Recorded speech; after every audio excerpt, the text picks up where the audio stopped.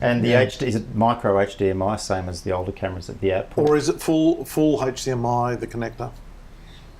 No, it's still that micro. That micro. It's got a newly designed capture cage or a little capture unit that holds the plug in place. Of course, you need that because it's a dodgy, that whole area of starting off with the 5D Mark II with that HDMI sticking out. Yeah. I mean, you just had to have a bad day and knock that, and you could take the whole electronic I knocked board off out. 3 adapters in one day on the 5D. It was just terrible. I ran out of adapters. Oh, okay. Just another quick question. What's the file size? What's the maximum duration to record to one file? Because on the old ones it's 29 minutes. Oh, does it have a limitation on your recording? It does. I think it's still much the same. Okay. I might have to check up on that, to be honest. I haven't run the camera that long, but I think it's about the same 29 minutes. I only say that because we're backing ours up. Not cause for overheating. Any overheating issues that you might have heard about have been fixed. However, there is a file time limit, which is something to do with customs and something in Europe, to do. I think. Oh, okay. It's to do with the classification of the camera as a video camera as opposed to a stills camera. Gotcha. That's what I've been told, rather than anything else. Yep. Okay, so some of the conditions in Sydney, it's quite a nice climate. You've been to Antarctica. Have you used it in other extremes, the heat? Does it sort of perform everywhere you've been? It's just switch it on and it just works fine? Well, I've only had this camera I had it a couple of weeks, okay. So I haven't had a chance to take it to any any sort of exotic places, if you like, apart from Bilgola Beach, which is pretty exotic. However, I've had my A7 Mark II since it came out about nearly 3 years ago, and I've taken that to through Asia quite a few times, and to Africa a couple of times, and Antarctica. I've never ever had a problem. I've never had an issue with overheating. I don't shoot long clips. I don't do long interviews. I tend to just record documentary style things on video that appeal to me at the time, and the shots tend to be quite short, so overheating's never been a problem. However, the feedback that I'm getting on the Mark III is that if there were ever any overheating issues, that they now have been addressed. So I've got a question. Does it record 4K internally, and what codecs does it have? Yes, it records. Of course, you've got the original A7S, Dave, haven't you? Yes. Which, of course, which didn't record internally, which was always a little bit of a showstopper for some people. However, this camera, like the A7R Mark II, records internally to extremely robust cards, fast cards that I just talked about, and they record at the full. I'll just have to just let me have a quick check here. Just hang on for 2 seconds. Is it the XAVC Lite codec that it records to? Well, it's the sort of consumer version of the file format XAVCS. Oh, XAVCS. Okay. That's right. Yeah, okay. Yeah. Which is I think it's just a slightly less, probably slightly more aggressive compression than is in the standard Sony XAVC codec. Yeah, so it's probably a Longop codec too, I imagine, yeah? I don't think it is. Oh, no? So it's an intraframe? I always forget which of the two it is, yeah. I might have to get back to you on that as well. That's right. But it will record at 4K at 100 megabits per second. Well, that's decent. Yeah, 100 that's megabits. Yeah. Yeah. So I had just a couple of points. It's they're not questions. They're probably more statements. It's like, do I, as good as it sounds, do I go out and buy one of these? And because it's probably really brought down the value of the Mark 1 and Mark 2s on the second-hand market, or do I buy a second-hand FS5 Mark 1 now that the Mark 2's out? The Mark 1 could be a bit cheaper. Because I just find that in my world with the interviews, it's good to have matching. Like, is a 2 Mark 1 A7S is more powerful to me than one single new one, to get all those angles that the editors like. But my world's probably more HD. You do a lot of interviews, Yeah. multicam interviews. That's really and that's where two old cameras are probably better than one new one. So just Because being objective about it. because they're matched sensors. Yeah, absolutely, yeah. So I mean, as good as it sounds, but there's the list, and especially post NAB, there's all these things that I want to buy. So I do love the sound of it, but then it's buying a whole new system. So I'm not quite sure, but certainly for the gimbals, Yeah, the autofocus sounds amazing. Sounds amazing. Yeah. Because the thing too is gone. Sorry, Con.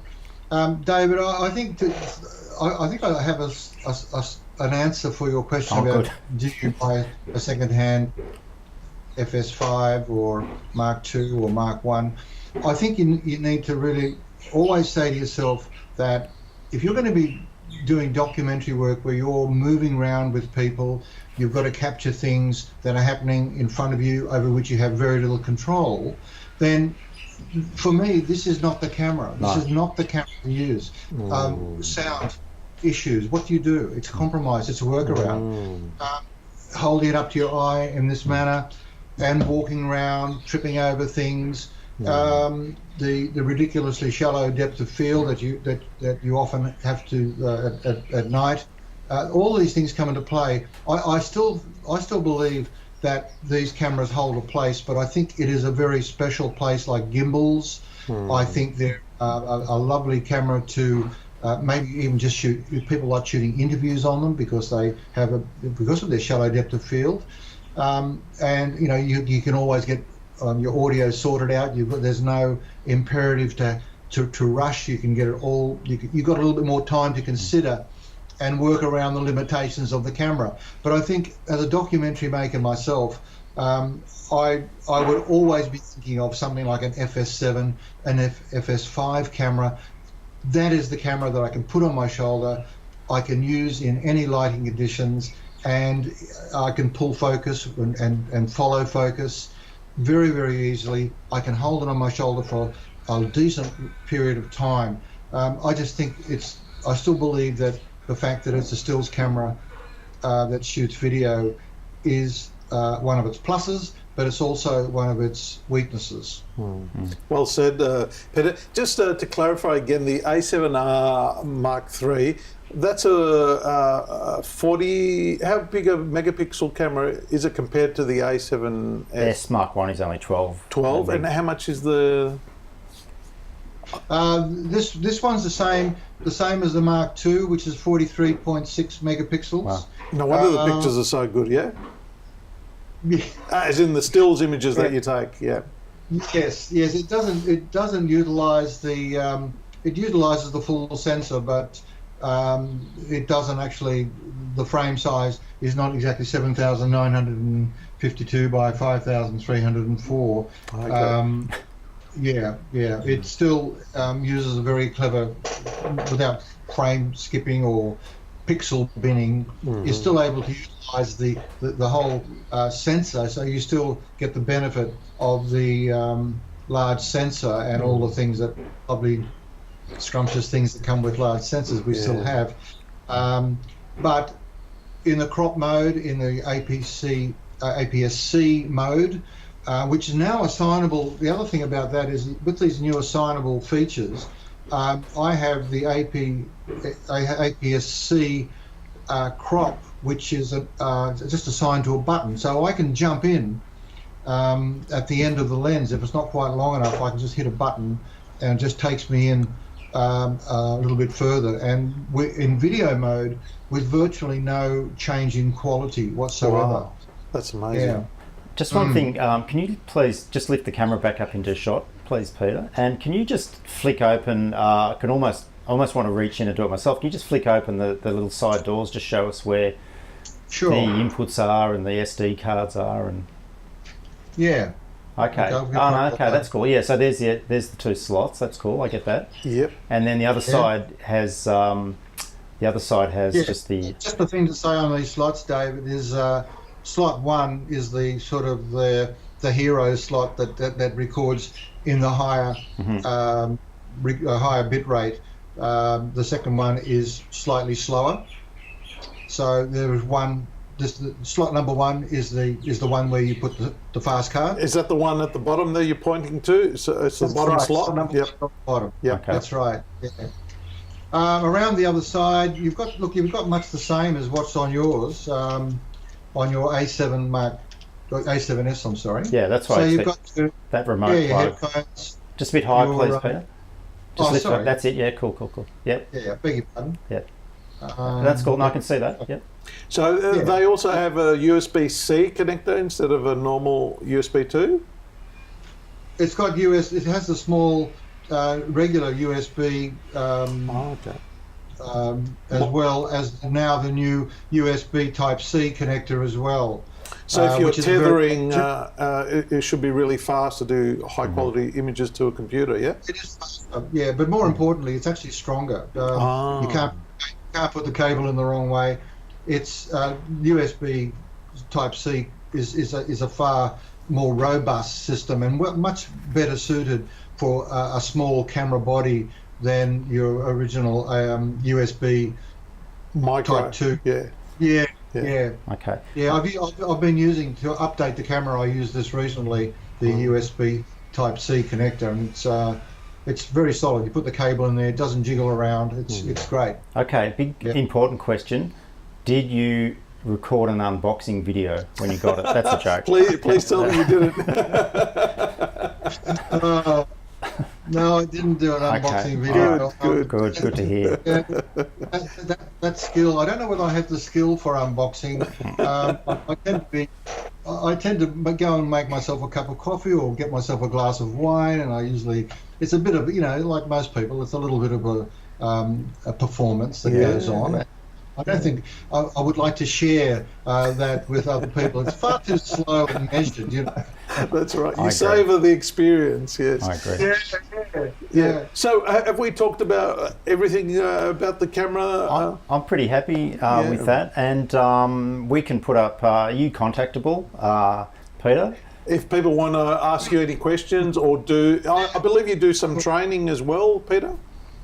That's right. Yes, I do a lot of training in my spare time when I'm not shooting documentaries or doing my other speaking gigs. So I do a lot of training in Sydney and Melbourne and Brisbane as well. Okay. So people want to do one-on-ones with me. My website is pretty comprehensive and gives a good overview. Perhaps you guys could put up my website at some stage. We'll super it underneath you as you're speaking. Come Yeah. to the website, see what I do. I love working with individuals at a time that suits you, and I can take you through from stills to motion, as I call it. Just you need to kick in a whole new set of gears, but your basic photographic skills are going to carry you all the way through. So so I'd love to have the opportunity for any viewers who are watching, want to do some training with me. It'd be a pleasure to come to Melbourne or come up to Sydney. Fantastic. I think we'll wrap it up there. Thanks, Peter, for being a part of our show.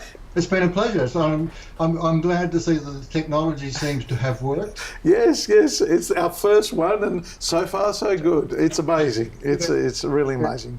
All right. I'd love to thank you. All right. Thank you, Peter. Thanks, Pete. Cheers. Thank you, David, and thank you to our audience. I hope you enjoyed this episode, and we'll catch you on the next one.